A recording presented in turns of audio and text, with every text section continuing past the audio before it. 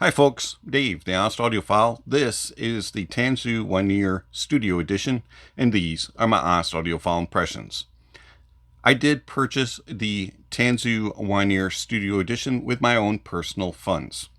The Tangzu Wan'er Studio Edition, it comes in this artistic box. You get a picture, some branding, and some specs on the back. I'm not going to show you all the insides as it's pretty typical for a IEM of this price point. You do get a couple accessories. You get a cleaning cloth that has the same picture as you get on the front of the box, and then it has it in darker, and that's because you can get it in those two different variants. You can get it in black or in white, and we have the white edition in for review. And then you get a bag of tips, which includes two different types of tips. So you get these more standard conical tips, which are gray with a red stem. And then you get a little bit more shallow but wide bore tip, which is clear, and they'll have a color coding on them. I found that I preferred the slightly more narrow, slightly more shallow but wider bore tip, just because it fit me a little bit better and sounded slightly better. I found that the gray tip was a little bit more on the bassy side and also accentuated the upper mids, and they become a little bit more shouty, and it also was a little bit more on the V-shaped side of things, whereas the clear wide bore kind of extended things out and made it a little bit more even and balanced sounding throughout the presentation, even though it did add a little bit more sparkle and sizzle up top.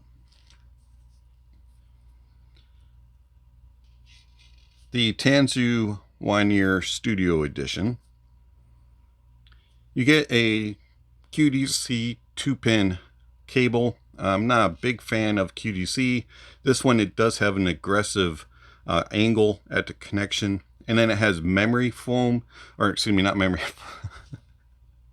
memory wire instead of regular ear hooks, and it's just a little bit on the annoying side for this type of design. I do wish that they had just went with standard ear hooks. Overall, the cable isn't bad. It's a nice cable. It does have a nice little metal cinch here, and at the split, the cinch does stay in place very nicely, and then it terminates into a 90-degree 3.5. I find that the ear hooks for this design of shell, which has a pretty much a flat back, there is a very, very subtle wing on it, but it's very, very small and smooth, and then you have a shorter nozzle with a slightly aggressive angle. I find that the memory wire doesn't quite fit for me properly, so when I put them on my ear and adjust it, because of the QDC connection and how it goes, it kind of doesn't allow the cable to fit as snug against your upper ear here to get positioned correctly. And so it's just kind of finicky and frustrating. And so you just really have to play with it. I tried all sorts of tips, and tips kind of helped in certain regards, but they also affected the sound quite a bit. So it's just kind of a frustration. Also, having glasses makes an issue too. So you have to kind of connect, you have to loop the memory wire around your glasses. At least I found that was the best way for it to kind of hold in place. So they're just kind of a frustration there. Since we're on the topic of the cable and fit, I do find them to be comfortable once I have them in place, but it's just a clunky to get them in place. I can wear them for hours after they're in position, but I am kind of always adjusting it and pulling on the memory wire to kind of get it to stay in place and positioning the shell. Isolation of outside noises is fairly good. It's probably 60% of outside noises being blocked when positioned correctly. You can kind of carry on conversations with people depending on how loud they speak. And then louder vehicles, vacuum cleaners, carpet cleaners, things like that, you're going to hear, but it's going to be muffled. So it does a pretty decent job of isolation, but don't expect it to be anything super spectacular, but for the price of them and the design of them, it does a pretty good job in that regard. The build of the Wan'er is very similar to the original, and you do have a nice faceplate here with the rose gold and kind of colors, kind of blingy. I don't mind it though. And then the transparency, you can see the driver in there, and you can see that they're not really that thick, and they're nice and light. The Tangzu Wan'er Studio Edition is fairly easy to drive, 16 ohms, 105 decibel sensitivity. I didn't have any issues with any dongles powering them, no matter how powerful of a dongle it was. DAPs and desktop were no problem. One thing of note, it doesn't take a whole lot to get these loud, and so do be careful. If you're somewhat generous with the volume knobs, go slow because it will get loud very quickly and very easily. I found even off of just my Samsung S24 Ultra with pretty much any dongle, I was only going a couple clicks up on the volume knob before it was too loud. The Tangzu Wan'er Studio Edition. How do they sound? So the bass of the Tangzu Wan'er Studio Edition is not really that impactful. It's got good details and an okay resolution, but it doesn't really have a lot of rumble and grumble in the sub bass, nor does it have a whole lot of impact and punch and slam and kick in the mid bass and the upper bass. It all stays very light and a kind of a more playful tease than an actual emphatic, powerful, engaging type of sound. You're going to get enough to, keep things moving and be somewhat engaging, but don't expect to be like really jamming out and going, oh, this has got some bass to it. It doesn't have that.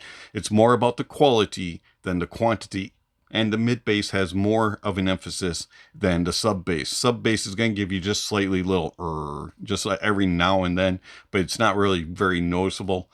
And then mid bass is going to have just enough of an impact and a slam to kind of keep the toes tapping, but it's not really going to be a very emphatic, powerful, authoritative bass. And then the upper bass stays well controlled, does not bleed into the lower mids. Overall, the tonality of the bass is all right, and the details is there. They do tend to get a little bit confused, a little bit muddled, jumbled on busier, heavier hitting bass tracks, and also more complex tracks overall. The mids are interesting. So the mids have nice tonality to them in the lower mids. Upper mids are slightly elevated, and that can throw off some of the tonality. I found that the upper mids can at times be shouty. If you're sensitive to an elevation in the mids, the Wan'er Studio Edition may be a little too much. For me, it was borderline, and at times it was a little too much.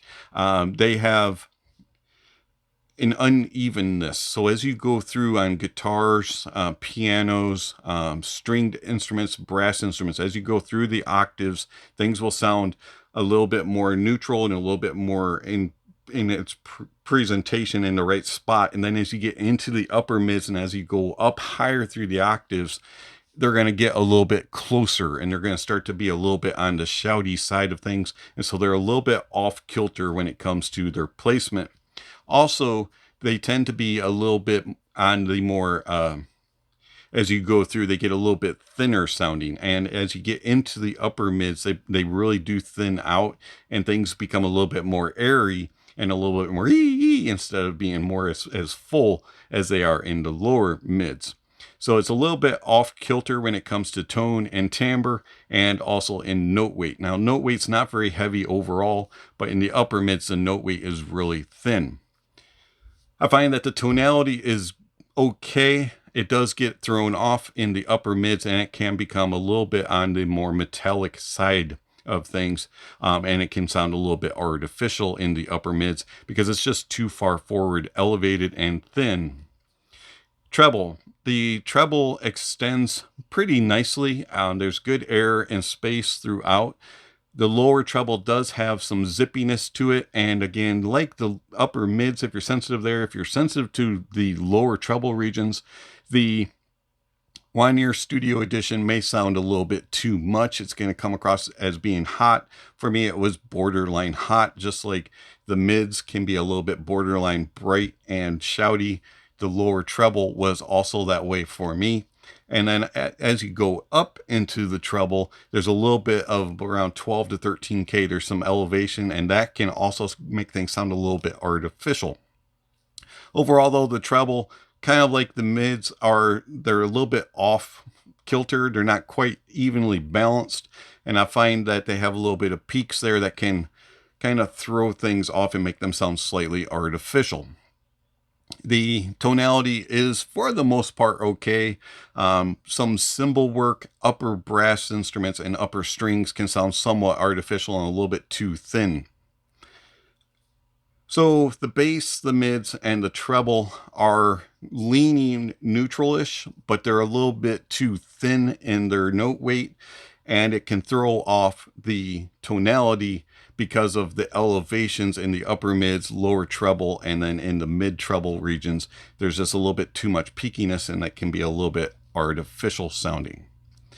The soundstage of the Wan'er Studio Edition is actually pretty nice. I was rather surprised at the width that they gave. It's not the widest and biggest and most grand sounding, but they do a good job of revealing things in a natural setting. So you're going to have small, medium, and large. And then when it opens up and gets a little bit bigger, they kind of go out there and get a little bit bigger.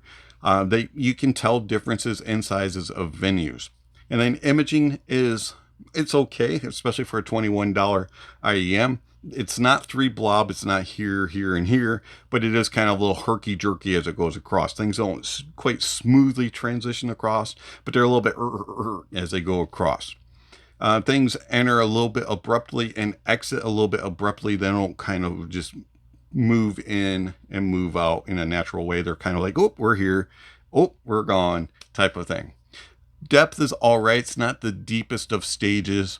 And then layering is okay. It does get confused on busier tracks and heavier hitting tracks, especially in the bass. Detail retrieval is on par with most $20 to $25 IEMs. It's okay. You're not going to be exploring anything new in your tracks, but you're also not really going to be left behind. It's adequate, in my opinion. Resolution is a little bit on the rough side. Resolution does struggle in the bass slightly. Things are a little bit on the more undefined side of things. Not like totally all over the place, but they're a little bit, it could use a little bit refinement. Upper mids, lower treble, and upper treble tend to be a little bit glassy and harsh sounding. And so resolution is not the premier ability of the Wan'er Studio Edition. It's not the worst that I've heard in its price point, but at the same time, it's not going to be any trendsetters. And then tonality. Tone and timbre is mostly leaning on the natural side of things. It's just thin. I wish it had more body weight and more fullness to it. And also those upper mids and lower treble regions are a little bit too elevated, and that kind of throws off the timbre of instruments like pianos, guitars, strings, brass, and woodwind instruments can sound a little bit artificial at times. The Tangzu Wan'er Studio Edition. How does it compare to its older sibling, the original Wan'er? And the original has a more natural and accurate tone and timbre, has more fullness, and it sounds more natural in its presentation. It does have a little bit more of a fullness in its bass. You get a little bit more impact, a little bit more punch and slam. And then the mids and the treble are not quite as elevated. They're not quite as forward, and they sound a little bit more even and cohesive. And they are not quite as forthright in their presentation. The details and resolution are pretty similar. The original Wan'er doesn't sound as harsh as the studio edition has, and it's not. And I think that's because it's not being as elevated and it's not being as pushed, so it doesn't have that artificialness. As far as soundstage wise, they're pretty similar. The original Wan'er is just about the same with its imaging, depth, and layering. Does still get a little bit confused on bassier, more complex tracks. Overall, though, I would take the original over the studio edition just because it sounds more natural with its tone and timbre, and its resolution isn't quite as harsh. But if you're on a budget and you're looking for a more neutral leaning presentation and you can afford to double your budget, I would go with the Tin Hifi T2. The Tin Hifi T2 is more neutral, but is also has a more natural approach. It does not have that metallicism and super elevated mids and treble region like the Wan'er Studio Edition. The T2 is a significant upgrade from the Wan'er Studio Edition, has better details, has better resolution, and is more natural in its tone and timbre. Also does better with sound staging. Imaging is more accurate and precise, and has a little bit better depth and layering. So if you can afford to double your budget, I would get the Tin Hifi T2 over the Studio Edition Wan'er. But if you are looking for a neutral-ish leaning IEM in the $20 price point, the Tangzu Wan'er can be pleasurable to listen to, just a little bit picky on what source you connect it to, and don't expect to be blown away and have the most perfect stage monitor in the price point, but a doable one. The Wan'er Studio Edition does have some good qualities about it. It just has a few flaws that kind of hold it back.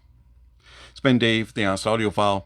Thank you for watching, and I'll catch you on the next video. Speaking of next video, somewhere on screen, subscription links and notification bells. If you haven't already, please check those off. Don't forget to give a thumbs up or a thumbs down to the video, and check out all the links down below. There's all kinds of information regarding how you can contact channel, follow channel, support channel, all that kind of stuff is listed down below. Speaking of supporting the channel, I want to thank my supporters through Patreon and YouTube memberships, and also all of you who give one-time gifts. It is much appreciated.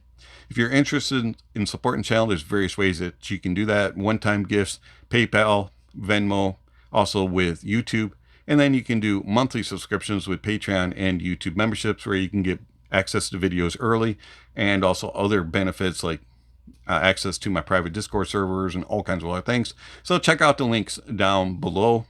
And then there's other things down below: gear recommendations, music recommendations, gear rankings, and all kinds of other things. So check out the links down below. And lastly, don't forget to enjoy the music, and that honesty is the best policy.